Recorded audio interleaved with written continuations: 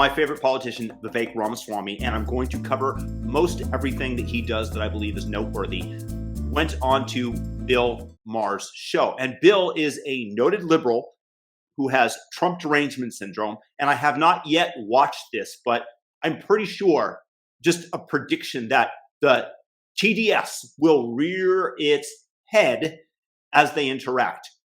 We will see. And I'm going to just present it to you. I like Bill Maher. I like Vivek. So I believe this is going to be a great conversation. Here we go. Nice. It does look nice, yeah. Have you ever seen a zucchini that big? I think it's a little better than nice. It's substantial. It's substantial. Yeah. Well, Jesus Christ. I appreciate that. Yeah. You know, I was talking to such a stud.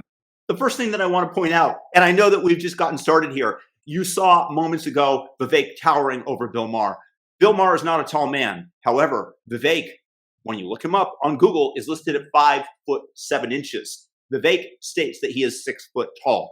I've met Bill Maher one time in Los Angeles in person, never seen Vivek in person, but I'm going to have to believe that this is put out there to sow the seed in people's mind that he's a short man versus the 6 foot that he states that he is. And based on how he's towering over Bill Maher, I'd have to guess that that would be the case. But again, this is just the disinformation and the subtle ways that the media and the leftists play their cards. You're on the go, go, go, All go. the time, man. Yeah. See, this is what's we're having great. fun, but This is what's so advantageous about running for president when you're 38. Because I remember 38. And I still run around the country, but I couldn't do it like that now. I mean, you really... But you've been through that phase. You know what it's absolutely. like a little bit. And Yeah. you can just run your body ragged 24/7, especially I'm sure you don't drink or, I mean, you're Not a, try to not have too many vices. Yeah. but do you think it should be legal nationally? I think that we should align the federal law with the state law. I think it undermines the rule of law that So we that have. means yes? Yeah, it means yes. Yes, Yeah. right. Absolutely. Yeah, because it's so silly now. It's a joke. It's a farce. It's a joke that I have to look up when I'm going to a state. And by the way, I don't even do it anymore because I figure if they're going to get me in Oklahoma for having this with me, they'll be the ones who are embarrassed, not me. Well, also, here's the thing, though, is when you have different standards of law, like when you have that look the other way and sweep it under the rug, that's when you actually get an unfair state that can target people for saying the wrong thing, thinking the wrong thing. Oh, I don't like what you did here. Right. I got to throw the Well, statute and- book at you, and then we're going to do something where we otherwise don't charge And it. historically, That's what they do. racism Yeah, historically. hid behind states' rights. Oh, absolutely. I mean, Yeah, this of was course. part of our past. Right. And today, I think Right. political discrimination, I think, is the new equivalent of unfairness in the law that we've seen for racism in maybe decades and centuries past. Well, I will say this, where I think we're fairly in agreement on. I keep saying my mantra is, let's live in the year we're living in. Yeah. Because so many people seem to, on the left, this is a left thing, they seem to want to insist on having our deplorable past permanently stand in for our much improved present, which doesn't mean there isn't work to be done. There certainly are still racists in America and racism. But I feel like we are very often not treating it like, oh, this is 2023 now, and this is where we are. This is That's the right. work that has to be done. But let's not be chasing these phantoms of racism that aren't the parts that exist anymore.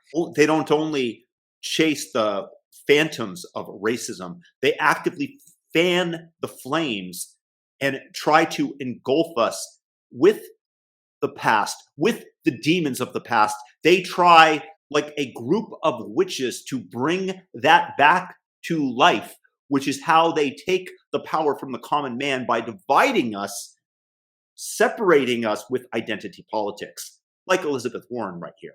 Race matters, and we need to say so. Back to the show. Yeah, and I think that we can celebrate that. Yeah, we should. I think that we should celebrate Progressives that, should. right? I think that we all should. We are all, I mean, in some ways, I am pro-progress, right? Does that make me a progressive, a conservative? I don't know what those labels are, but I'm pro-progress. And so, I think that the fact that what I tell some people, Well- often friends on the left is, have we been hypocritical for most of our national history? Yes, we have. But our worst hypocrisies, Hypocritical, you mean like all men are created equal? yeah, that we don't Yes. live up to, and the point I was getting to is those Right. hypocrisies are our best evidence that we have ideals at all, right? Nobody calls Iran a hypocrite. That's a great point. Nobody calls China a hypocrite. You can't call them a hypocrite because to be a hypocrite, you had to have the ideals in the first place. Right. So then now you have ideals. Now, are we a nation of gods or are we a nation of men? We're a nation of human beings, okay? Right. Human beings are by definition flawed. So if you have a nation built on ideals and it's comprised of human beings and not angels, then you will fall short of those ideals. It's just like definitionally Right. what happens. No, But at least we all- have ideals. Right. That's what my that's well, what my and view on it. also that we do improve. Yeah. That this is what's so annoying about. I've done many editorials about this. Just like, again, just live in the year we're living in, and stop like going after Columbus and like.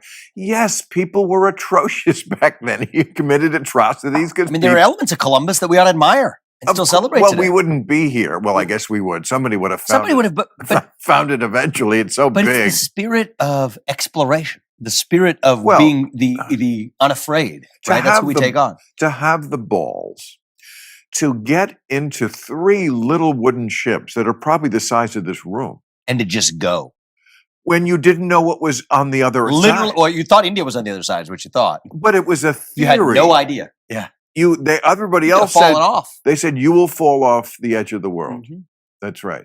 But, the reason they did it was because, before when the trade had to go through the Middle East, if you wanted to trade with China, like Marco Polo, you had to go through the Middle East, and it's called the.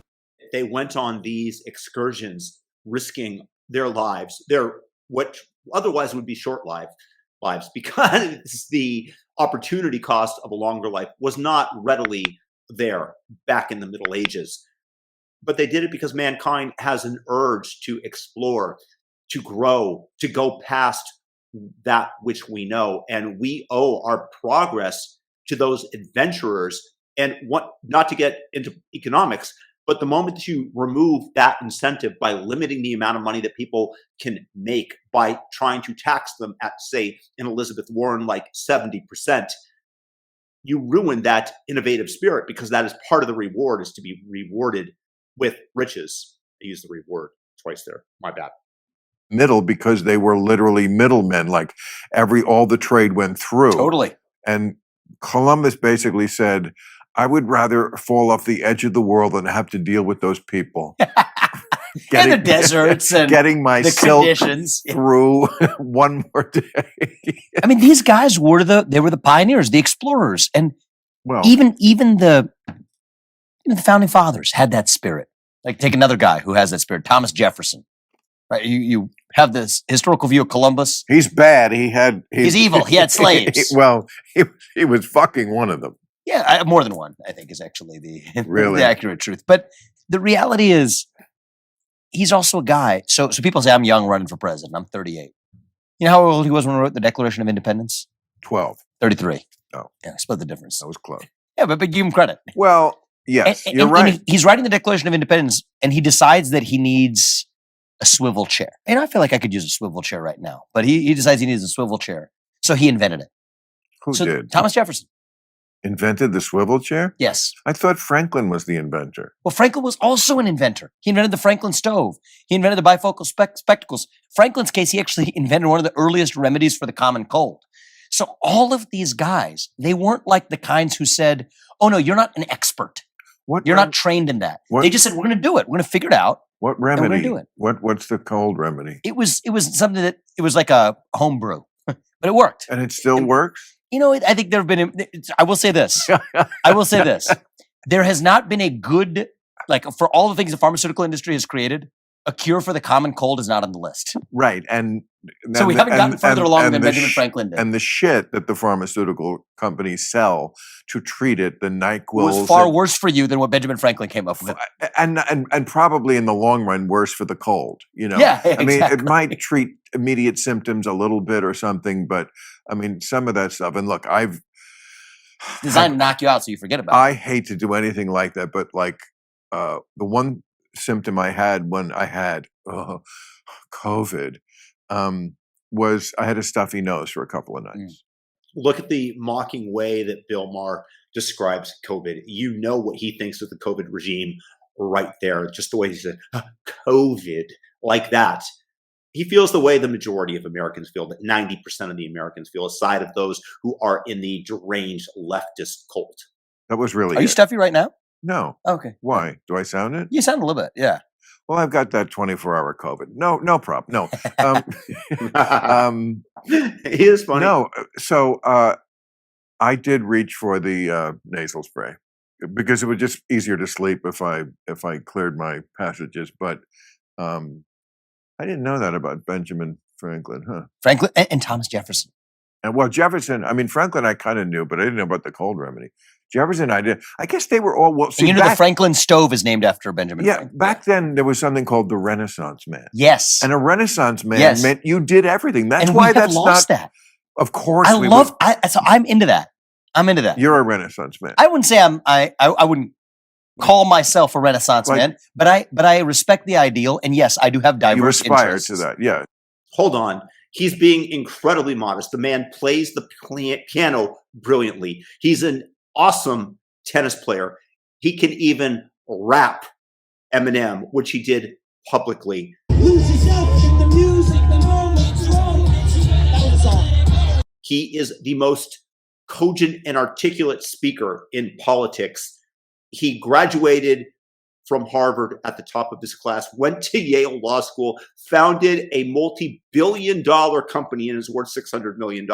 He is the definition of a Renaissance man.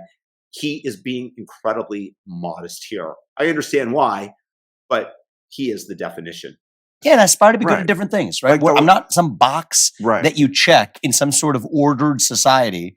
I'm me, and I will have multiple. A Renaissance man, could speak many languages. Yeah. He knew archery. He knew horsemanship. Sports could be the same guy who plays music, piano. Music, sword fighting. So I try to do this on the campaign trail. It sort of gets under my team's, makes them nervous sometimes. But we'll play the piano. We show up. Play college kids in tennis when I travel across the country. We'll get the best college players on the local college tennis team, hit with them.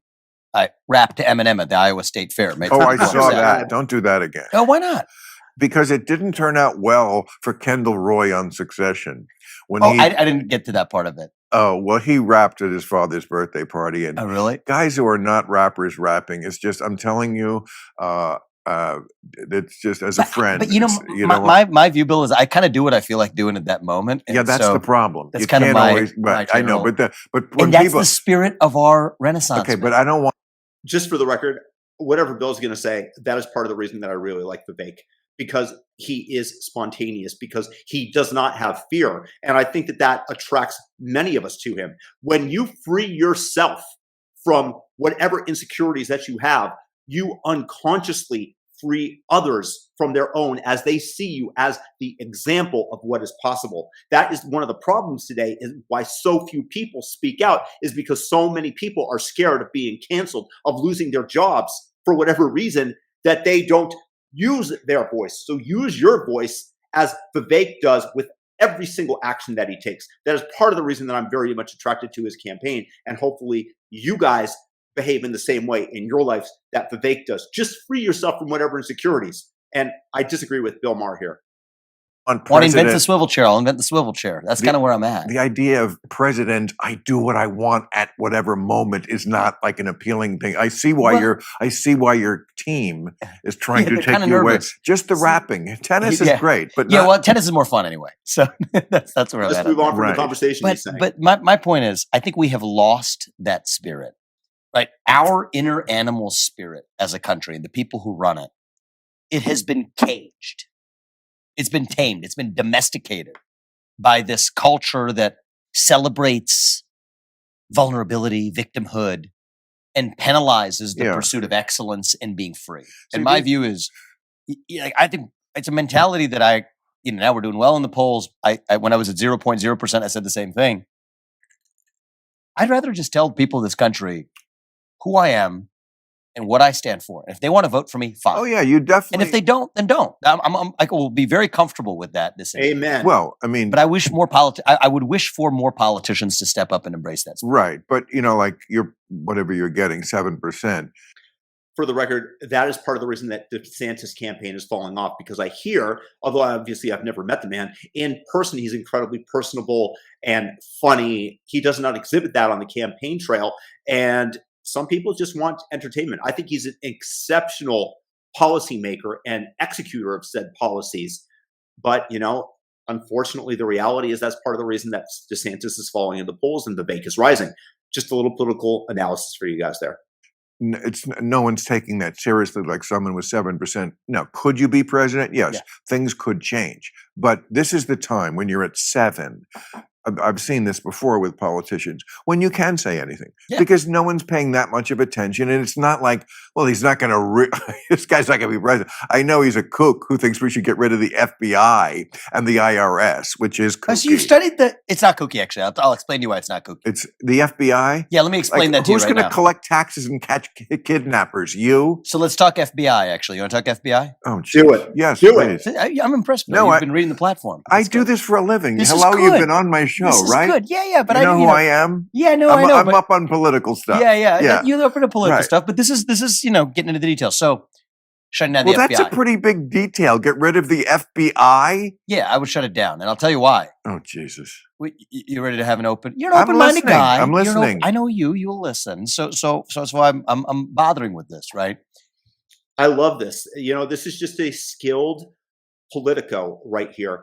Vivek is pacing and leading him. He's developing rapport. He's introducing his topics gently. And I know that all skilled politicians do that, but it makes me like the guy. What can I say? By the way, I have a book recommendation for you before I get to it. G-Man, Government Man. It's the history of the FBI. J. Edgar Hoover's History of the FBI. You read that book, that will already open your heart and mind to the argument I'm about to make. I'm already reading a book about cross-dressers, so I can't. Okay, well, No, I'm this kidding, can come but no. next, Okay, go ahead. Cross-dressers are important too.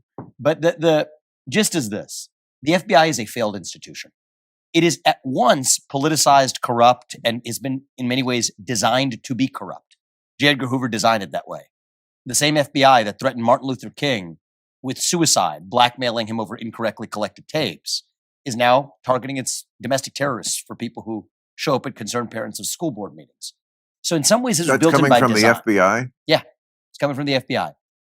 You see, this is what bothers me about Bill Maher. He states that he is totally aware of everything involving politics. Don't you know who I am?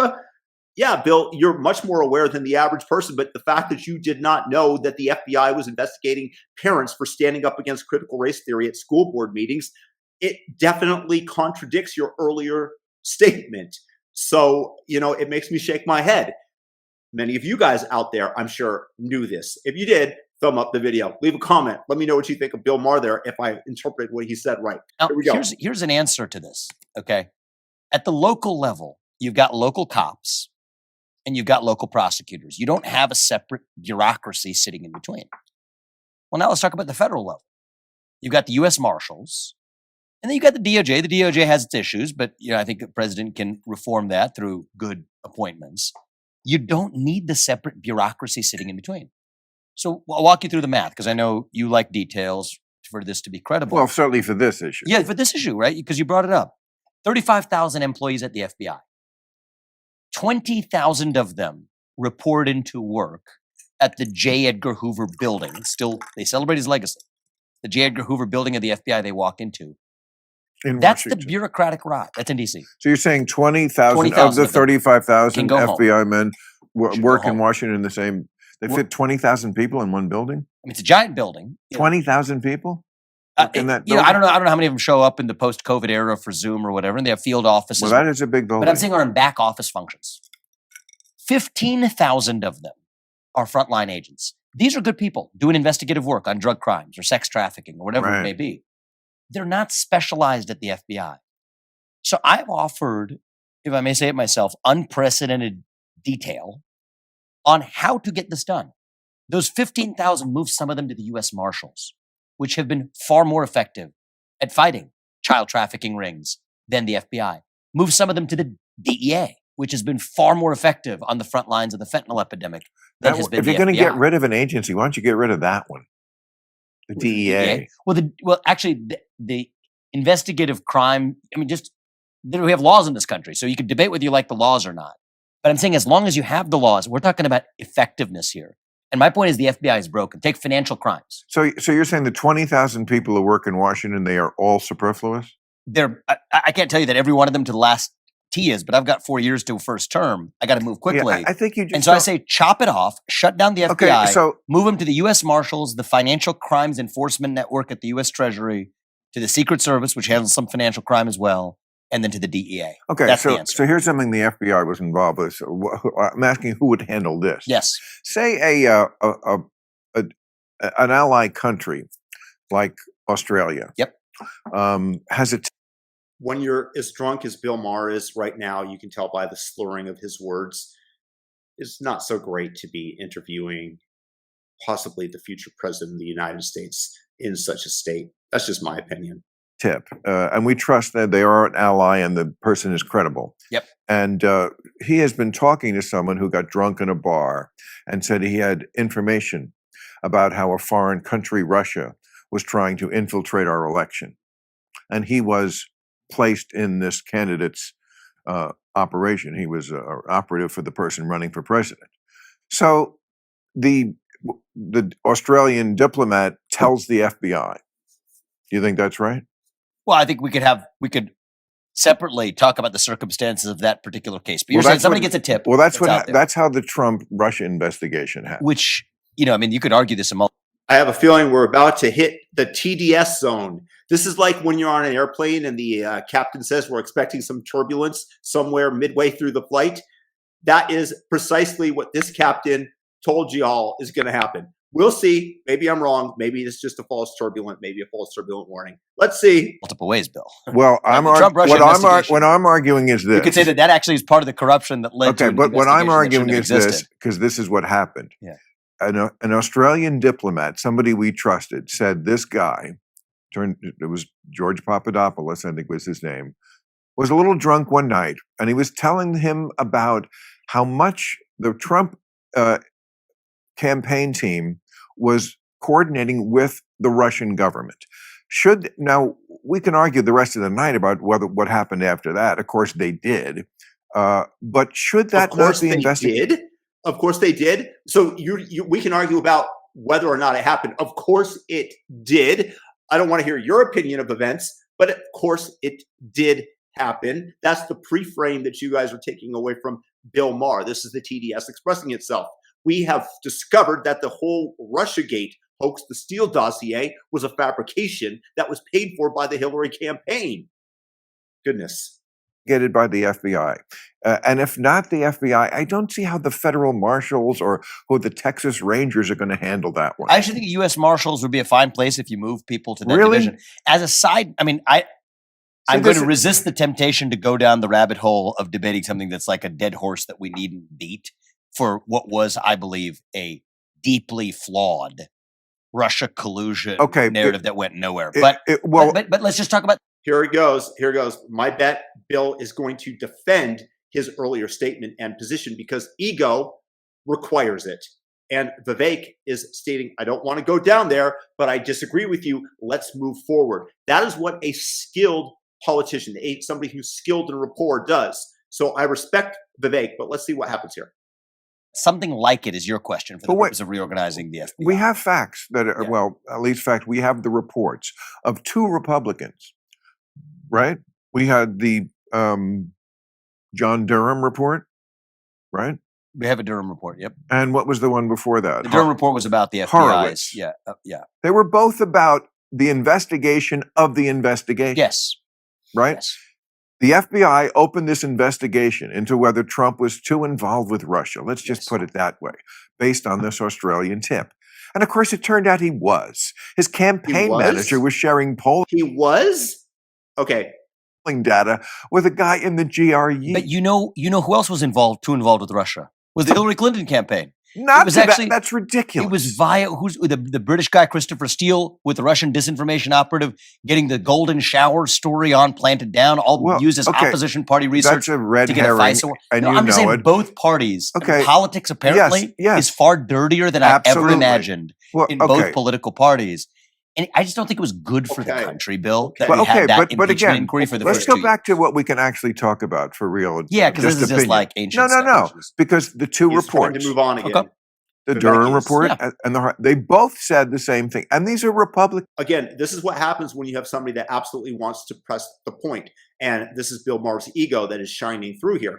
Vivek, at least twice, has attempted to move on from the conversation because it's not useful for him to debate and rehash this. But from somebody who suffers from TDS, they must convince you of their world view. This is a cult that Bill Maher is enmeshed in, despite otherwise being able to call out the woke shit. He has Trump derangement syndrome all the way. At least Durham is. I mean, to me, I could care less Okay. about the partisan distinction. Well, everybody else cares about it, so I let's mean- not pretend you don't care. Well, the reason Because I don't that's- the reason I don't care because there's a lot of I think about it as whether or not you're part of the managerial class or whether you're well, actually that's part not how. of being accountable. Well, that's to the important too, but also and that exists in the Republican Party and the Democrat Party alike. That But we are managerial class. crazy partisan right now, and people Yeah. only stick with their team, even when they know better. I tell grassroots conservative audiences across this country, even when I go to places like Iowa, and this will surprise some people. I think it's unique to now. I tell hard conservative audiences that I could care less for the Republican Party.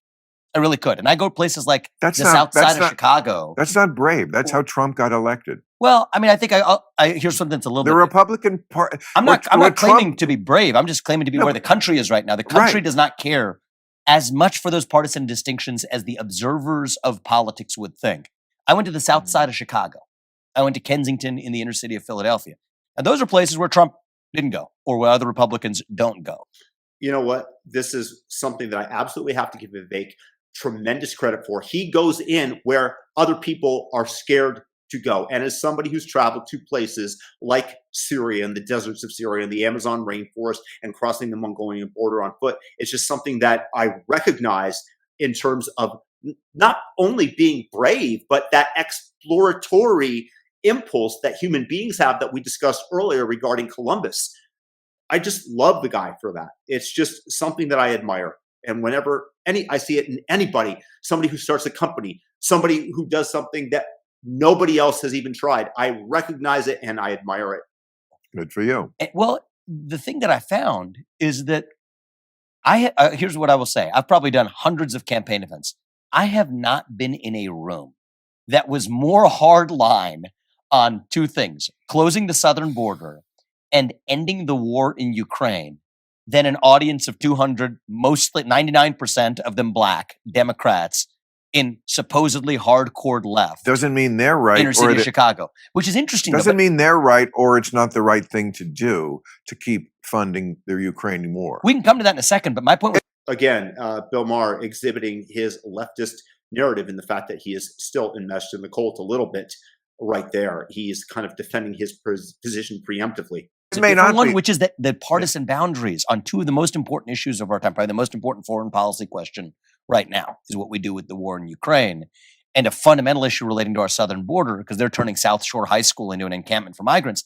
It's a fascinating finding that no Republican has showed up there. Now, they differed from me drastically, and we had at it. One woman walked out and left when I'm against racial reparations. And so we have real disagreements, but the most, and I'm not exaggerating this, the most vehement agreement for militarizing the southern border and taking $200 billion to aid Ukraine for a community that says, wait a minute, A, this migrant's getting $7,000 per person per month in South Shore High School. B, we're sending $200 billion to some other country halfway around the world. What about me? And there are deep echoes of that in the non-establishment wing of the Republican Party as well, which is why I come back to the fact that, agree or not with the individual policy positions, I just don't think that right now, the moment we live in, R versus D No. captures it, which is inspiring actually I as a mean, possibility. I wish you were right. I don't think you are about that. Not that everything you said there was wrong. I mean, it's important stuff. I mean, it's funny, you're such a good talker and you're such a likable guy. I think you really could go far. I mean, I must say you're one of the few guys who I find both disarming and alarming. Thank you. Thank you, Bill. That is a but like compliment. You see, Bill's a decent guy. I mean, he can have his disagreements with somebody about Trump, but then he compliments him and he recognizes his humanity. I respect that about Bill Maher, even if he has Trump derangement syndrome. Way to go, Bill, and way to go, Vivek. And I echo Bill's statements, although I don't find Vivek alarming, I find him incredibly refreshing. No, I mean it. No, I mean, look, you're attractive looking, you're young. The country is, first of all, here's a big advantage you have. Biden and Trump, people hate this matchup, and they hate that there's two geriatrics. So you're like the most not that. They're both over twice my age, literally. Yeah. Right. And, you've got color in your face that's not either orange or, ghostly. But these are all. There are older people who can be sharp, and there are younger people who have lost their wits. But I think I would like to think, and, I think so far we're having fun in this, bringing a young spirit to running the country. Even when I think about the cabinet, this is neither here nor there, but when I was running my companies, one of my philosophies was, even in the industries that I was in, right? So the first industry was the biotech industry. The median age at our company for the biotech industry was young in terms of the people who work there. And for me, at least, and this is the way I would run the federal government. It might be different for other people in the way they built their companies. But for me, I tend to find that people whose peak in their career is still yet ahead of them. I'm not going to say young or old, because there could be people who are advanced in years whose peak is still ahead of them. Yeah. But somebody, whoever it is their peak is ahead of them, versus somebody who actually has a great resume. But by definition, if you have a great resume, it means you've accomplished great things. By definition, if you've accomplished great things for many people, that means that chances are your peak might be behind you and you're obsessed with talking about that. Boy, do we accomplish a lot more with people whose peak is still ahead of them. So my campaign, fully staffed by young people. My campaign manager is younger than me.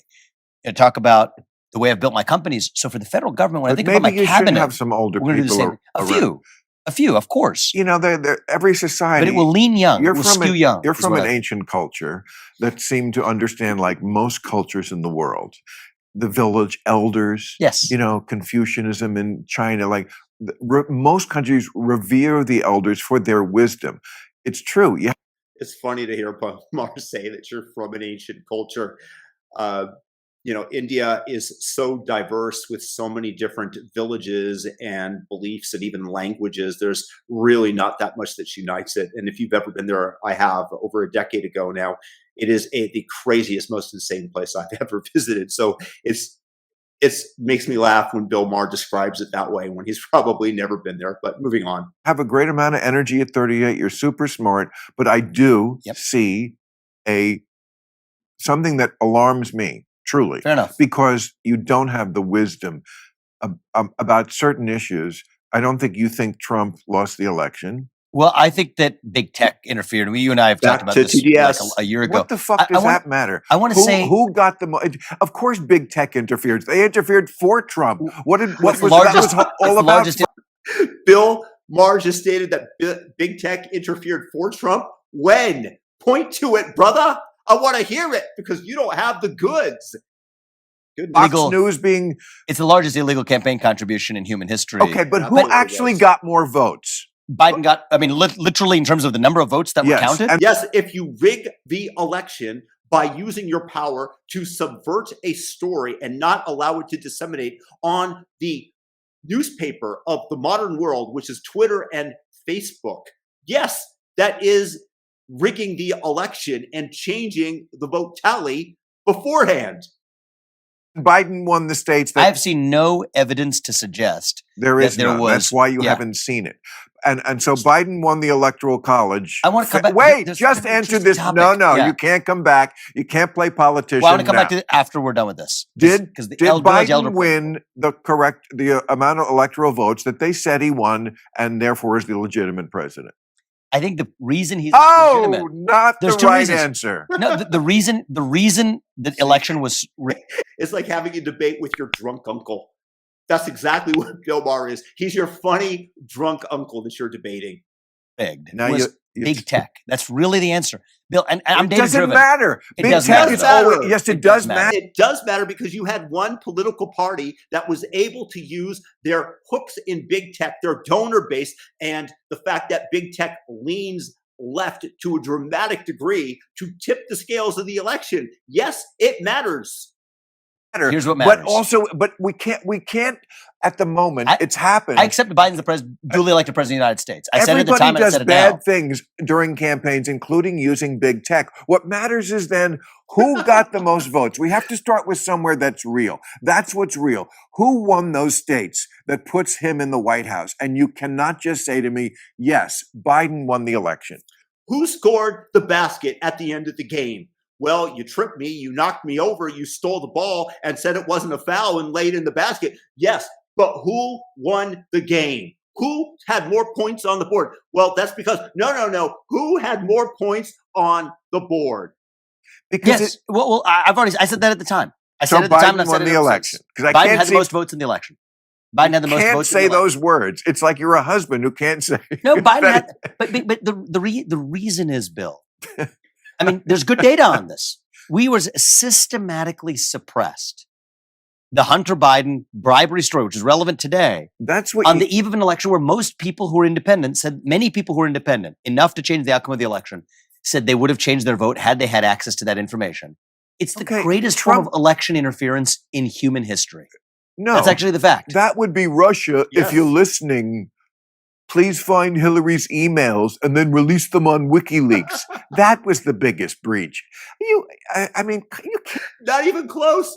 Wishing for something to happen and imploring it so, even jokingly, is not nearly the same as tipping the scales and having former CIA leaders declare that it was Russian disinformation, the Hunter Biden laptop story. To lie about that and use the corporate press, I think, is slightly different than your decent impression of Donald Trump asking the Russians to release Hillary's emails. And how could they? She smashed them up with a hammer.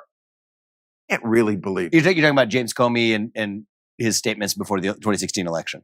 I'm talking about Trump. Trump said that. I don't need James Comey. Trump said, Russia, if you're listening, you don't remember that moment? I mean, Okay, Vivek missed that. You don't remember that? I don't particularly remember that moment, but I'm talking about Oh, large yeah. technology companies in this last election. Okay. I just think if we don't learn from that, Bill, we're destined to make the same mistakes again. But here's what I'll say. I don't That's an believe example you of that what you'll call lack of wisdom. Okay, but- and we can agree to disagree on that. you're running as like, I'm not the bullshitter guy like the other guys. And then you just told me you don't remember when Trump said, Russia, I actually if you. don't. But It was a but giant moment recount it that's for been me. replayed a zillion times. Back when I was and in you're a- business and you're, oh, really? You were that tuned out from politics? I mean, what Trump was saying on a given day in 2016. Not a given not day. really. That was replayed a zillion times because he was impeached over this. I think the impeachment, though, False. I can talk about. I mean, the impeachment was False. on a flawed basis. I mean, that's a hard reason. Oh. We now understand.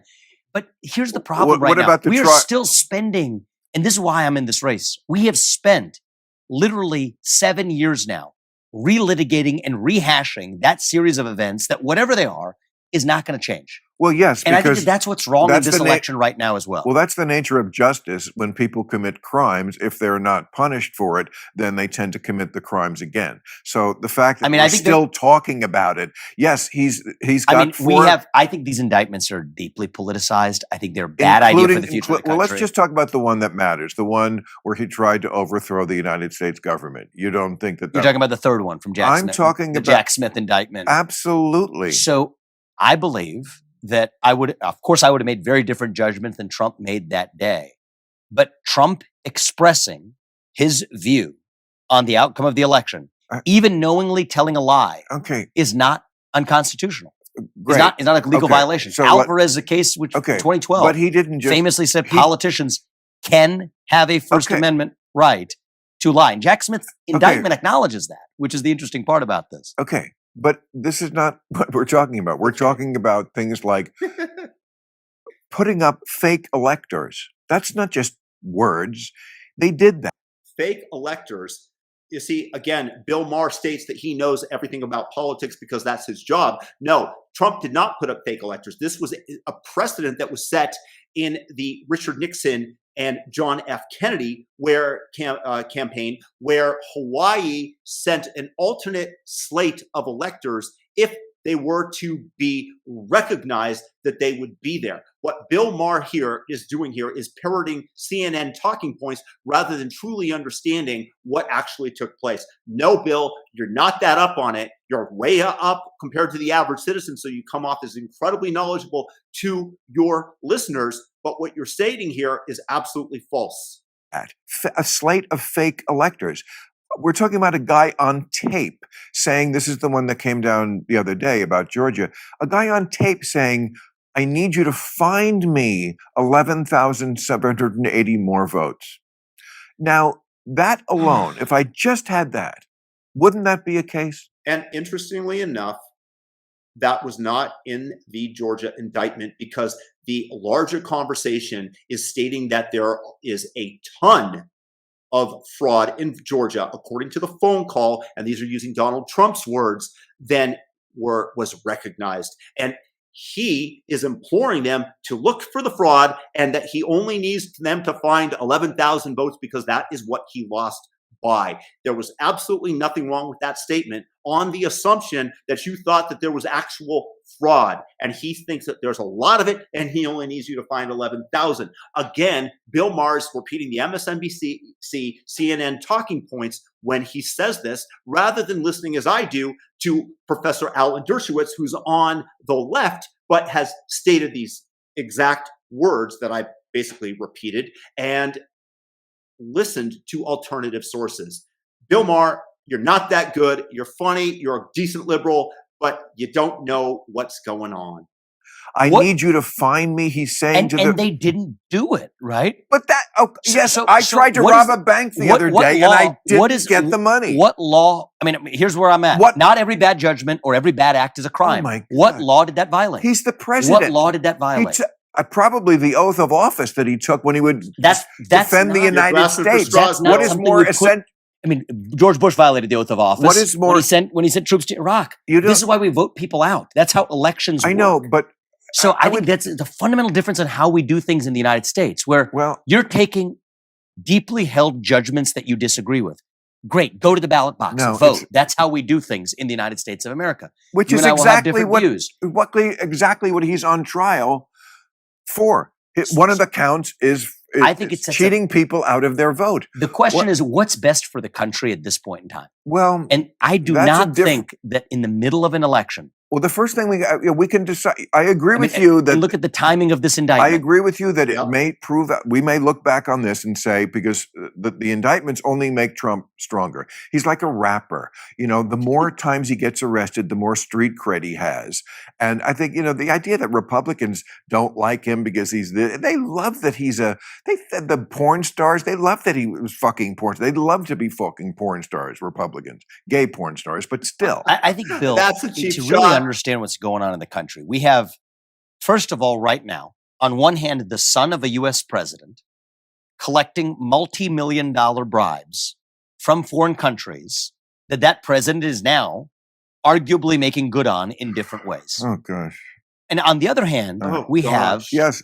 Oh, gosh, I can't believe you're bringing this up. Oh my gosh, I can't believe after I just went off on fake allegations that I heard on MSNBC that you could possibly bring up Hunter Biden collecting off of his father's name and Joe Biden being implicated as the big guy that Tony Bobolinsky stated before the election, that they denied that the Hunter Biden laptop was even real. Oh my gosh, I can't believe you're going to bring this up. I've got a tequila headache. Oh. I mean, that's true. A former president of the United States that currently, by the way, it would be a lot easier for me if Trump were eliminated, by the way. And some of the recent polls this week, I'm in second. Polling averages, I'm in third. It would be a lot easier for me if Trump were out of the way. I don't want to win this election by seeing a political opponent eliminated by the federal police state. I think that is a disastrous precedent unless he committed crimes that police should be apprehending him for. So let's get, if you want to get into the details on this, let's get into the details. Let's talk about the Espionage Act, which he's being charged under. That is the most un-American law in our history. Not in this. It's been used to lock up anti-war activists. Okay, I'm not sure that is what he's. Okay, Vivek is so calm, so cool here. he didn't state things in the same manner that I did because he's not trying to be combative with Bill Maher. He's trying to reach a wider audience, and it is definitely something to take away from watching him interact with the comedian Bill. I just love the guy. I just love how even keeled he is, much more so than me. Credit given when somebody has an asset that I don't. Being tried under. For the second indictment, it is the Espionage Act that he's charged under for the documents case. Taking the The documents. documents. That's the Okay, second you case. switched the cards there. With so many indictments. There's 4 of them at the exact same time. What's going on? It's not about the crime. If it was up to It's about me, eliminating the man. I wish they hadn't brought the Stormy Daniels one. is it the I same? wish they hadn't even brought the. I mean, he's guilty of all these things, of course. Of course. I Well, wouldn't let's have. just I talk about the wouldn't Stormy have Daniels brought the one. documents He's- one. he's- Of course he's guilty because MSNBC told me so. And I'm going to tell my audience the same thing and then say, stay away from the woke stuff, despite the fact that I'm listening to the same purveyors of this ideology that is infecting my brain to some degree. But all the alcohol and the marijuana that I smoke keeps that somewhat at bay because it keeps me somewhat sane. It's almost like the alcohol and the marijuana is the antidote, but I still caught TDS. I just don't have the full ideology, so I can fight back against some of it. Not guilty of anything in the Stormy Daniels ones. You want to know why? You're a smart guy. Let me just explain Okay, this. with I you. don't care Listen, about no, that but Bill, one. I never cared I know you don't care about that. that one, but it relates to the ones that followed because it's evidence that there's something else going on here. So you will agree with me on this one, okay? You say he's guilty of it. Well, let me just test you on this for a second, see how you feel. They said that the crime there was that he should have used campaign funds to pay hush money to the porn star. You know what? If he had used campaign funds to pay hush money, that actually would have been more of a crime I'm with than you on not this doing one. it. Right? I did a whole But thing if on you have this. four of- okay, so I missed that. I'm sorry. I'm pre with You're you. pre with me on it. You see, it's damned if you do, damned if you don't. No matter what he does, they're going to find a way to alter the law in their minds in order to, as Alan Dershowitz says, get Trump. So I don't need to preach So- to the choir on it. Right, no, exactly. But the point is, if there's 4 of these separate things coming right Right. at the same time, smack dab in the middle of an election. Because it happened. It's like they made it up. But Bill, I just told you they made this one he up. tried- They literally made this one up. They certainly made did. this They one up. certainly did not make up. Excuse me. They certainly did not make up the idea that he tried every single possible way to steal that election. He tried it. I was by- talking about the first one. He Though. They tried made it that. about- That was literally made he up tr- indictment. Well, I'm talking about the one that's important, and you know what's important. He tried it through pressuring Mike Pence, who was doing something in a very ceremonial role to pretend that he could change the vote. The fake electors. He pressured the secretaries of state and the legislatures. They talked about bringing out the military. They talked about seizing voting machines. This country has done one thing that was more amazing than any other. They've done many amazing things, but to me, the jewel in our crown, the peaceful transference of power. So many countries cannot get this right. Yes. We were one of the few who could get it right. And one guy, your boyfriend, Donald Trump, Oh, come on. broke God. this and Come on. fucked Don't it. give me the That's boyfriend exactly stuff. what- Come on. I'm running against him in this race, okay? I think I'm you're saying running this- to be his vice president. Well, I'm glad you smoked that view out. I've already said, and I'll say it again, I'm not going to work for any So administration. you would say no to it? Yeah, I would say no. You would say no to the vice presidency if Yeah. Donald Trump offered it to you? I don't do well in a number 2 role. I just don't. To start, you're 38. I don't do well in. I haven't been in a number 2 role in a long time. I think there's a lot of ways to change this country. Wow. By the way, I hope that Vivek is going to change his mind on this, because if Trump wins the nomination, I definitely want him as number 2, because in 4 years, we're going to be able to vote for him for president. It would give him a huge leg up. So either way, I want Vivek in office. Obviously, I'm a huge fan. And each person has to look in the mirror and ask themselves, how do you have the maximal impact you can? So I do it through the private sector. I've written 3 books in the last 2 years. I've started So you- businesses. For That's you, what I would do. only go right to the top, or Well, to me, it's not a hierarchy. It's not about a top. well, it It's is. about You're where saying am I going to you- have you- the most impact? You will is the question. literally not be the second most powerful person in the world. If power were my currency and probability adjusting my power calculus, yeah, of course you would take it. But if the question is actually, how am I using my God-given talents to have a maximal positive impact on a country that has given me so much, being in that vice president role wouldn't be it. You know, it's like I agree, and I find it just heartening when I see somebody who, like, I mean, your parents weren't even born in this country, right? No, I mean, this they is. came I with mean, no money to this Obama country. I'll say something you'll probably agree with this. Obama, when he ran, like, and when he was in office, sounded more like your rival from South Carolina, Tim Scott. Yeah, he did a little bit actually. Well, I mean, it was did. He's more aspirational. Aspirational, Yes. and like not discounting racism, but not making it the number one thing, and like everything is about that. Yes. That was Obama, and that seems like Tim Scott today. Yeah, I think that there's a lot of similarities in that sense between the two of them. Absolutely. Aspirational for the country. My Right. view is the American dream is here's where I'm a little different than But Tim his Scott. big line was, "My story is not possible in any other country." Obama Yes. used to say that. That was his Remember line. that one? I do remember that one. Okay, 'Cause- that and one it stuck yeah. with me. All right. So, I mean, And I think there's a deep truth to that. He doesn't say that anymore, interestingly. well, that's what I'm Washington, D.C. saying. changed it. That's what I'm saying. Yeah. When people say, "Bill, you've gotten more conservative," I'm saying, no, they changed, not me.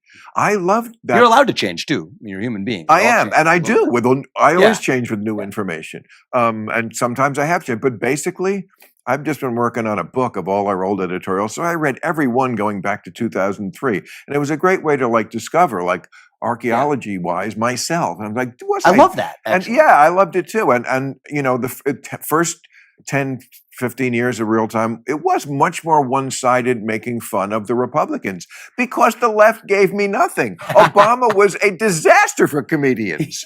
He was perfect in every possible way. I mean, there was Oh my nothing you can. God. And You're that's, not basically that different, it- but I see where you're coming well, from. it I see where drove. You see, this is the leftist sycophancy. Obama was a mellifluous speaker. His policies, in all honesty, were pretty bad for the country. And he divided us along racial lines towards his second term, despite, as Bill Maher stated, he was much more like Tim Scott leading up to the election and not trying to divide us. But that became his MO. And unfortunately, we are much more divided now after Obama. But the coming from. Republicans nuts. From a I mean, left-wing his perspective, I well, understand his where you're coming personal life, the fact that no corruption and they were looking for it, the fact that Obamacare was like paid for, things Republicans used Paid to care for. about, paying for things. Their big program was now it's just anybody writes a check for anything. Both sides. The Republicans are just the hypocrites because they pretend that they're the fiscally. Well, the way I look at it, that's why I responsible- don't talk about Republicans and Democrats. Like I said, I think they're But you're far running as a- more right. on the same party than they are not. But We live if in a you- two-party but system, if so you you- got to use ballot access to get on a ballot. And that's your team. You can't alienate them. You're going to have to. I know you only want to be number one. I want to unite the entire country. I want to unite the entire country. And I think there's Well, two you theories. can't. Well, Bill, You I'm can't. hopeful that we can. I think this. you see, this is the drunk Bill Maher that I don't appreciate. You can't. Okay, it's kind of what he's thinking, but it's kind of like I'm an old fogey and I don't have a lot of hope for the world. You can't. Well, I hope that Vivek can. So let me contradict Bill Maher. And I find Vivek very uniting. But I I'll share give your, you that one, bro. Yeah, but here's what I would say is like 20 years from now, I don't think we can. I think we're in a window where we have a shot at getting this done, on actually not celebrating our diversity, but actually finding. Yes, because it's like a cancer that has spread throughout America, and you're seeing it in terms of children transitioning to the other sex, the trans cult activists, the increased forms of racism, the Black Lives Matter movement, the fact that criminals get away with everything. We have a cancer that is besetting the nation, and we have the chance to excise it with a leader like Vivek.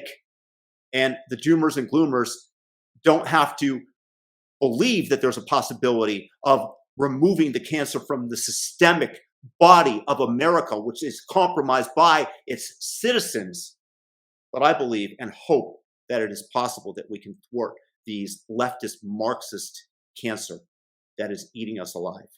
A common thread that all of us Okay. still share as Americans. I But think it exists. Can I give you some campaign advice? Yeah. You're such a personable guy. You're so smart, and the energy is amazing. But unless you soften on Trump, at least half the country that unless you agree with me about Trump, no, Vivek, stand for principle. Unless you agree with me about Trump, you will not get my backing and those who associate with me, those who look up to me. That's what he's saying. Knows that he's an obnoxious criminal. They're never going to accept you as the guy who can unite us. I can't accept you as See, that. Take like a Chris And I'm Christie somebody figure who's who- in this. I'm versus somebody me. who is like, It's in a different place. I'm not motivated by vengeance and grievance. do you know how much shit I get from the left? A lot. I know you do. Yes. I know you do. Because and I that's why don't- I'm here. And I because respect you. Thank you. Because you can And I actually respect- speak to, in some ways, your own tribe. It's like my Right? thing is, if you expect me to get on the crazy train with you, Mhm. and if I don't, then I lose my liberal card. Fuck you. You're changing what liberalism, not me. That's true. So, I'm a guy. And that's why, the way, one of the reasons that I still respect Bill Maher, despite his TDS, is the fact that he's willing to stand up to the cancer and the craziness. Who could be your biggest supporter kind of guy, Just right? come with me on Because I Trump. understand. Just eat this poisoned apple called TDS, and I could be your biggest supporter. Your critiques of the left, and a lot of them are valid, not all of them. But that is a albatross around your neck. The inability to call Trump, and just the most fundamental thing about America, once again, not to beat a dead horse, but the peaceful transference of power. One guy said, finally, no, I'm just not going to say it. There is no possible scenario. You should read the I'm sorry, guys.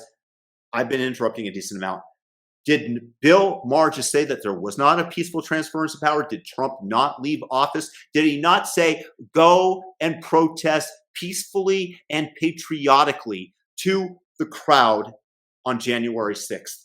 I know that everyone here will soon be marching over to the Capitol building to peacefully and patriotically make your voices heard. Is it not possible that the FBI helped foment the insurrection, as they want to call it? Yeah, all that is truly possible. But despite this, we still had a peaceful transfer of power, Bill Maher. transcript of what he was saying to the person in Raffensperger in Georgia, the one he's just on trial for now. Now we know about the I need you to find 11,000 votes line. The one that I Already went found over so that. chilling at the beginning, he says right away, he said, if you saw the lines, I just saw the lines of the people waiting to see me, and there's no possible way I could have lost Georgia. This is a guy who thinks he couldn't lose the state because the lines at his event. This is like me saying, I'm going to be at the MGM Grand September 16th and 17th. That's true. And I could go outside after the show, and I saw the lines to see my show, and there's no way I'm not the biggest act in Las Vegas. Bill, can I just make an observation? Crazy. Can I make an he's observation? Stupid and crazy. I gotta make an observation here. Got to decouple Well, from Donald Trump. That's the path. I am wrong. Frickin' TDS, as I stated. If you want my support, you've got to condemn Trump. No, because Vivek stands on, once again, we'll say it, principle. Running as my own man in this race to lead us to something. And here's the thing, and this is not specific to Trump, but everyone in this race running is included in this when I say this. The Republican Party for a long time has been a party that has been running from something. Okay, here are all the evil things and we're running from them. I think I am the only person in this race who is actually trying to lead us to something, to an actual vision of what it means to be an American. You are a thoughtful man. Okay, I am here because you are not shackled by some party's orthodoxy. Plainly. and Or We anything. can, and This is true. And once again, it shows how Vivek is pacing and leading. Come with me. Let me convince you. Then let me go back, get rapport with you before I move on. He's a very skilled politician. And I'm glad that we've done it twice over the last few years, and you've read some of my books, and I've read a lot of your work. And there's so much that we could be delving into. This question of, is there a role for the village elder or not? Interesting. Is there a common thread that unites this country or not? I mean, I think that's the most important question of our time. There's room for debate on it. You could just say we're a bunch of two-legged higher mammals with different shades of melanin walk in this geographic space, and do what our iPhones tell us to do on a given day. Is that the country, or is there some set of still remaining ideals that bind us together? That is the conversation that I think we need to have in this country. And yet I'm worried the same thing is going to happen next week on the Republican debate stage that's happening right here, is we are suffering a form of derangement about the recent past that at some point we are all going to have to say we lay down arms and ask ourselves, do we actually want to move forward, or do we actually just want a national divorce? And that Like, do you want the divorce to just be done with it and go home and call it a ball game? That sounds more like Obama. Yes, it does sound more like Obama leading up to his first term, which is why I voted for him. And I just love the way that Vivek says it. And once again, he's taking somebody who's asking him to condemn Donald Trump and very slyly, very carefully bringing it to the uniting proposition that he has for America, which is why I hope that every single person out there sees Vivek in that light and prays to God that he can deliver it when he's president of the United States, and maybe change your vote for Vivek. Because tell me in the comment section, who else is able to do this? Who else is doing it? Not even Ron DeSantis, who I like a great deal as an executor, can do what Vivek is doing. I don't think. Let's see it. That was Obama. Let's move forward. Yes. I don't want to sort of take, and I deeply disagree with Obama on many things, but I know you mean that in a good way, but let us move forward as one nation. And that's the challenge. We live in a more challenging time than we did even in 2008. And so let me just ask you, do you believe, Bill, that there is, like, that there exists? I have friends who would give me the answer to this question. The answer they would give is no, and that we need to get a national divorce and move on with it. I have friends both on the right and the left who say this, which is saddening to me. This talk has to stop. It is saddening to me. Right. No, deeply saddening. We agree on that. And so then what is that common thread that unites us? What is it? We think it exists. Let's talk about it. Meritocracy, the thing that my parents came here to pursue. That which the left wants to do away with.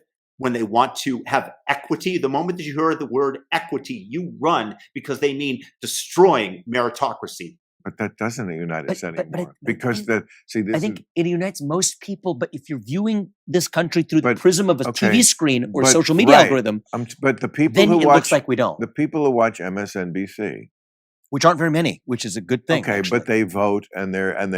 But this is an important point. That's my whole point. Is it's a small sliver of the population that creates the image of an artificial division that I think is mostly artificial. But I really do. But we have to admit this is what you're always railing against. Yeah. That is a powerful faction in this country.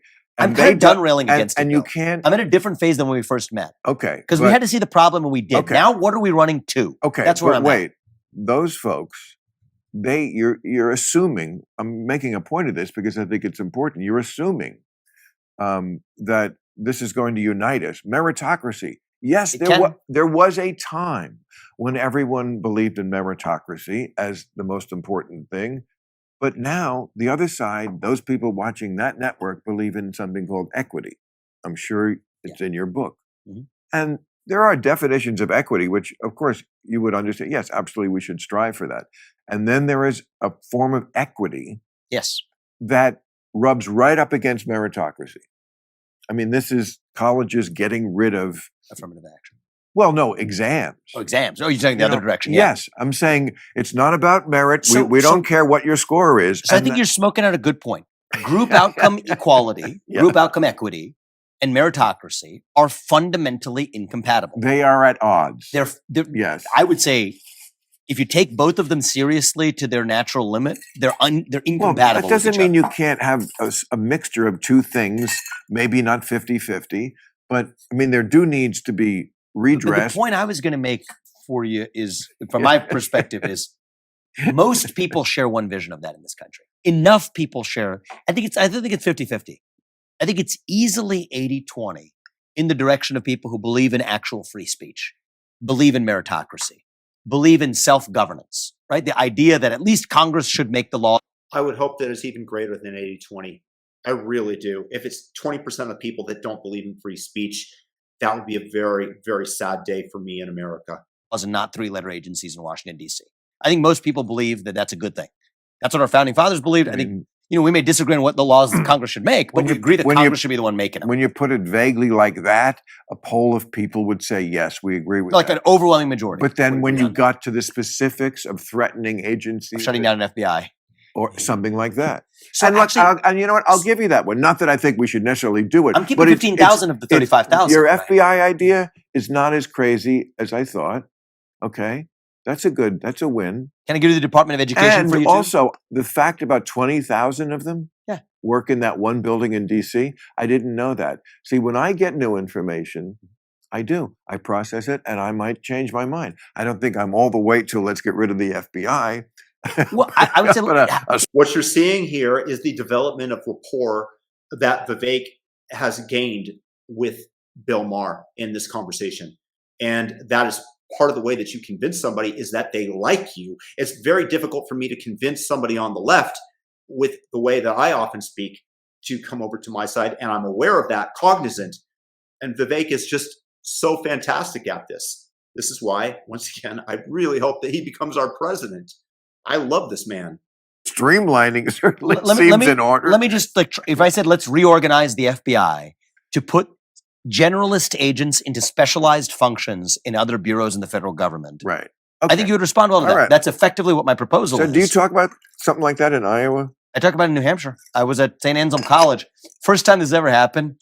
The prosecutor will unveil like a giant poster board. You've seen these things. So what we did is we took giant poster boards explaining, like literally boxes, moving them around for the FBI, the Department of Education, and then the Nuclear Regulatory Commission is one that I did as well. I mean, this is an agency whose culture is fundamentally hostile to the existence of nuclear energy in the United States of America. It used to be 3 to 4 years to build a new nuclear power plant in the United States. You know what it is now? 25 to 40 years. I talk about this all the time. You do? Okay. Well, about You see, this is what this is all of the regulations that the government has put into place. And I guarantee you that although I do occasionally defend big oil, that big oil is a big part of it because they're trying to create a moat where they are the primary providers of energy, and they thus want to snuff out the competition. This is one of the problems that we have in America. This is why California is becoming a failed state, because the regulations that are used to protect workers are so burdensome upon businesses that becomes impossible to turn a profit in the state. And so many businesses are getting hightailing out of Dodge City, which is what California's become. But this is just another example of it. like the fact that nothing gets done in this country because these just obscene levels of graft, and Bureaucracy. red tape. We can't build home housing for the homeless. It's totally right, though, because can't- bureaucracy stops new housing construction. It is the chokehold in our country. So the premise of I have two Oh, premises. if you could get through I'm that. the anti-bureaucracy candidate. 70, but you can't be scared when I say things like, I want to fire 75% of the federal employee headcount. I Yeah. just do. Most organizations. I mean, I think don't of know your how- organization. Government is 90% of the bloated. people, 25% of the people do 90% of the work. No, that's the answer. no, my operation is lean. Okay, fine. It's not the federal They're government. all good. In the federal government, 25% of the people do Yes, 90% of the work. because the federal government, of course, does not have to answer to anybody. And there's no There's no- meritocracy. right, and Because there's- they have these civil Well, I service mean, there protections. is at certain levels. Minimal. And look, there is a lot. I don't know this number. And so if set- you're anti-bureaucracy with But me, this- though, this- join me in not being scared Okay, when I say okay, the things that we need to okay. do to fix it. No, what I'll say is this: the figure you come up with, 75%, is what I would call rectum derived. In other words, you pulled it out of your ass. So I don't know where we're getting that number, but I will say this. The federal government, the deep state that you're also paranoid Oh, about. the deep state exists. It's the state. bureaucracy. Of course it does. It is And- the bureaucracy. Right. And most of it is people processing forms and issuing passports and doing things that make the lives of citizens And this feel is like how- they're living not in a third world country. And where- this is how a nation ends, not with a bang, but with a really, whimper. this With is how a whimper. nation ends with having my whimper. passport processed. So here's my litmus Yeah, test. that's how a If nation- George Washington, I think so. But If George but you Washington, would agree we need- Alexander Hamilton walk in the streets of this country today, would they be proud or appalled of that bureaucracy? I think they would be appalled because they never imagined I agree. that existed, The right? Department of Homeland Security is a It's a monstrosity. disaster. Right. Total I disaster. know. But there is also The a need CDC for an is a disaster. The Oh, FDA we're all is on- a disaster. Absolutely. Right, The so- what one? The FDA. The is a disaster. FDA. The FDA is Totally. is a Yes. colossal disaster. Of course. And I mean, I've dealt with the FDA. I've gotten 5 medicines approved Yes. that I've worked on that are now approved. Right. I You can know speak that one from first the personally. inside, right? We could have developed those at a tiny fraction of the cost. And you know what? Who likes the FDA? And you didn't because of Because government? the FDA. The 100%. FDA. Because of the frickin' drug administration. And the answer Oh. is that Big Pharma wants to keep it that way because that stops new upstarts from bringing competition to market. And so this is the private public sector. It's not a Yeah. Republican problem or a Democrat problem. It's crony capitalism in the guise of But bureaucracy, how the heck using it to stifle competition in the market. I couldn't agree more. But I mean, all the people with their This is what the Democrats give you because they want to legislate everything because everything must be protected. The workers must. My friend who worked at the gym that we used to play basketball at together, my friend Kevin, was fired from his job because he was late to take a break too many occasions and did not clock out. And that was a regulation from California that they could be sued over. So they fired him because he did not follow the policies, because he did not take his break on time. This is the bureaucracy at work, as they're talking about. And Bill Maher had his own thing in Los Angeles where he tried to install solar panels, I believe it was, in his house. And he needed so many different approvals. So this is the inside story as to why he's reacting in this way, even if he doesn't mention it by name. now it's at the trough. The reason why nothing gets done, we tried to build high-speed rail Yeah, here in California. I mean, lobbying. Disaster. it was 7 times the cost of what it would cost to build it in France, which is not exactly unknown Too high cost. to unions. Yeah. labor Yes. right issues. And so Funny thing is, finally they France is just making us look bad. Even nuclear just power gave plants, up. same thing. They just give up. You know Nuclear what? power plants in France, 5 to 8 years, because 20 years. the in this money country. went to consultants. Yeah. Everybody needs so many consultants. Like nobody could even fucking know how to do their own job. They have to have somebody consult. This is it. Uh, You're on the same side of this. we're brother. definitely. It's the spigot of government that is just shedding and paying out to those closest to the watering hole. That is what the consultant class does, and why so much taxpayer money is wasted, and why private industry is so much more effective and efficient in delivering projects than the federal government, the behemoth, is. On that. But this So is the much of heart of my camp. So when you say deep state, don't say it so like condescendingly. Well, Understand that this is actually the Okay, essence but- of the real threat to liberty as it plays itself but out. let's say And you're economy, and okay. merit. So let's say you're 75%, which is a pie in the sky wish that'll never come true anyway. So Well, it's going to come true. I'll tell you. how it'll come not to that number. Let's say it's maybe you're off by maybe your numbers in your head are just off by a little bit. So let's say we get to 50%. Like we don't need half the government. That could be true.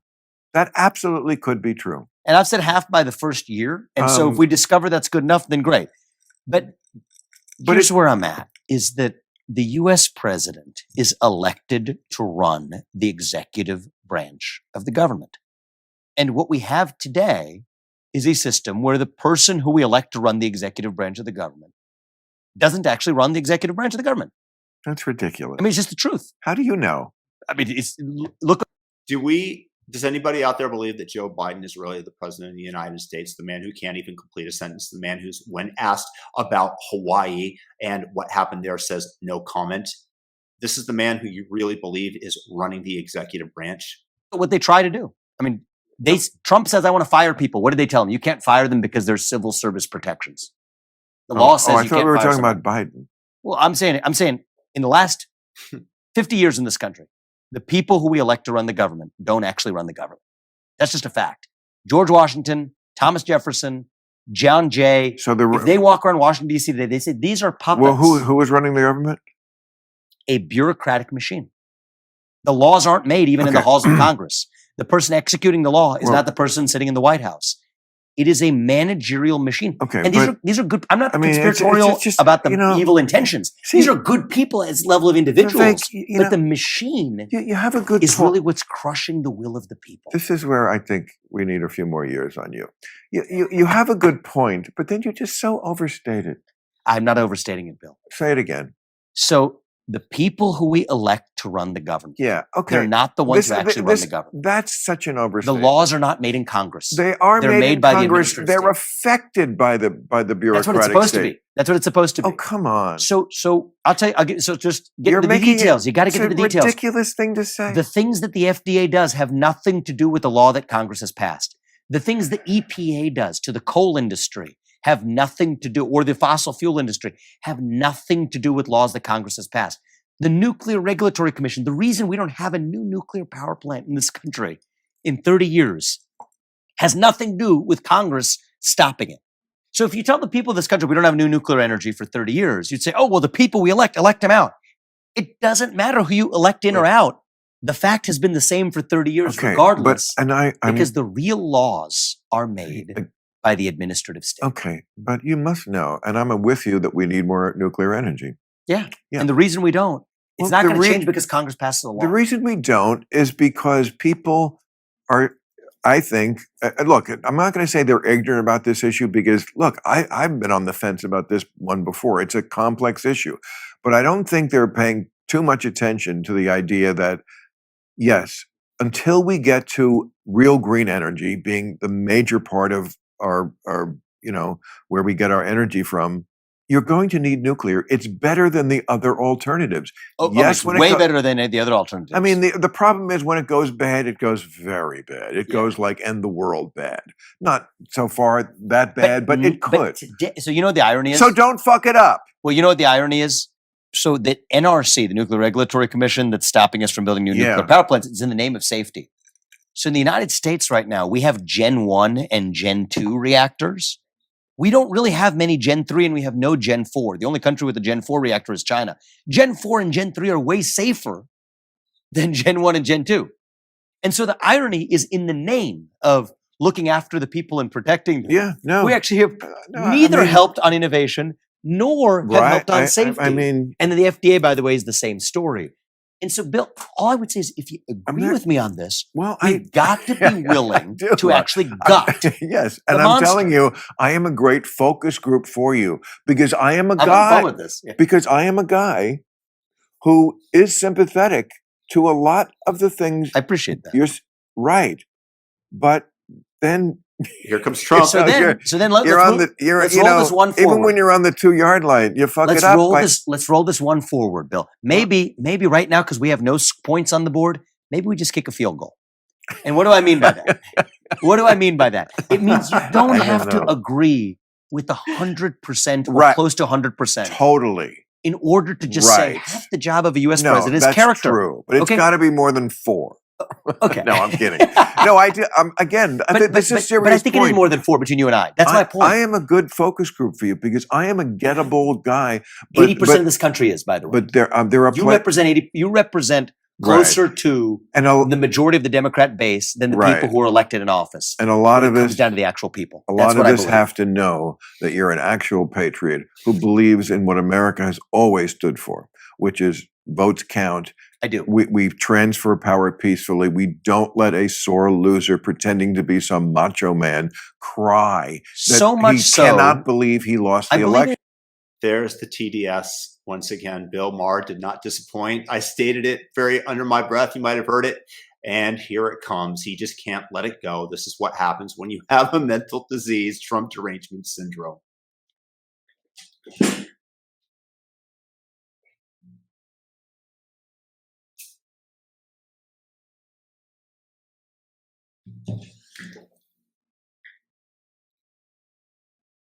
I'm going to give you one that you and I will agree with potentially here. I know you can't say it because you want to be his vice president. I do not want to be his vice president, Bill. I already told you. Well, okay, but maybe you'll change. I mean, honestly, the idea of working for somebody right now feels like a sharp poke in the eye. Like right now, that's the sensation I'm experiencing. I have not reported to somebody in over a decade. I know. And I just don't do well in that role. But can I just say something on a personal level?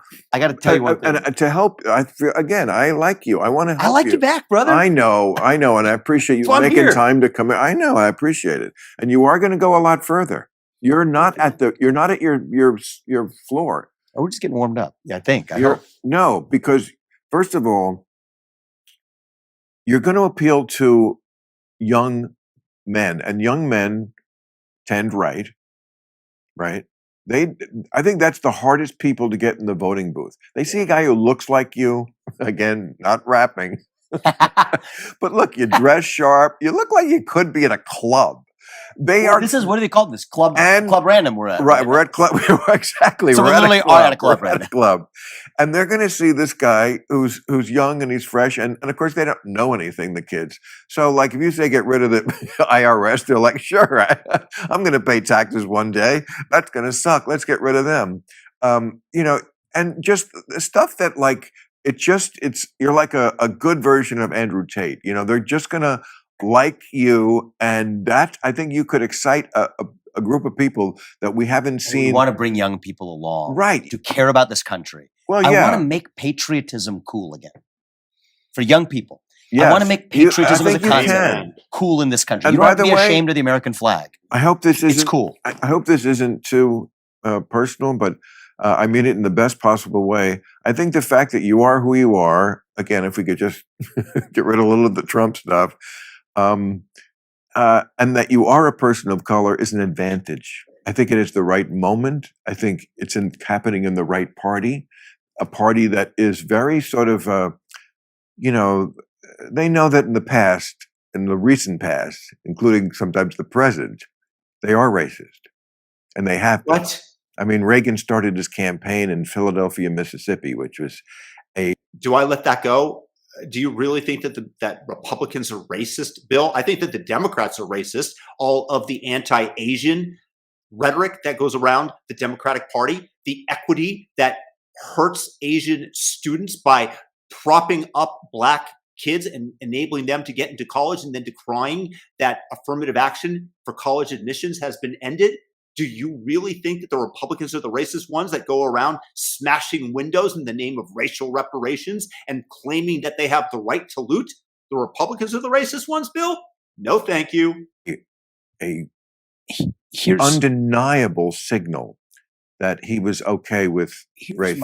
Here's my situation. But they're better than they were, and the fact that they like you,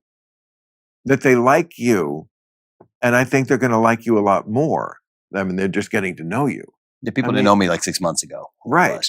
So here's the thing. I think they're better than they used to be, but there's still a lot of racists. I think that in that party. I think there's a lot of. I mean, what do you call racism when you say you want? I'll give you a quote. The remedy to past discrimination is present discrimination. The remedy to present discrimination is future discrimination. That's racism too. That's Kendi. It's Kendi. You know it. You're That's all racism. over it. So, yes. Not down. My point not is, down with that. Look, if you're like a psychologist and you got a patient that comes in with anxiety, you don't shout them down by saying, "Don't be anxious. Don't be anxious. Don't be anxious." Right. They're going to have a bout of anxiety. I think where we are in this country with respect to racism, I'll use an analogy based on you lighting that and watching that, taper out, is it's like the last burning embers of racism. That's where we are, actually. I'm serious. I'm just a visual person. All right, I'll vote for you. It's the last. You got me with that one. It really is. And so what I don't want to do is, right as that's burning out, I don't want to come in and throw kerosene on it by saying, "Don't be racist." That's what we'd be doing. So we're almost at the promised land. But we may not be that close, but we are way. We're a hair's trigger away from a national revival. We can be. It's not going to happen automatically. You like my slogan? Let's live in the year we're living in. I'm right? with you on that. Isn't that great? I'm with you on that. Let's live in the year. That's all I ask. And you know what else I'm going to do in this election is I promised some people I'm going to meet them as you know. So I got to probably roll pretty soon. But this is too fun for me. But here's the thing I will say in this election: if I'm the nominee, and whoever the Democrat nominee is, Joe Biden or anybody else, I'll make a deal. The deal is shun super PAC money, and I will do the same thing. And I'll make the same deal in the Republican primary. Right now, in the Republican primary, a big part of the problem is It's a super PAC primary. I mean, super PAC puppets, one after the other. I'm not playing that game. I'm putting my own money directly into the campaign. I can't wait to see the debate But with this you and Christie and Trump. And we're going to, okay, well, that's not going to be next week. No, It not could be in a next. couple months, though. I know, but Yeah. you're in for sure. Oh, I'm in for sure. Because Yeah. you're like number 2 or 3. Yeah. So, and DeSantis. Oh, this is like must-see TV. It's going to be kind of fun, right? No, because like these guys are going to know they're in with a guy who can talk and think on his feet.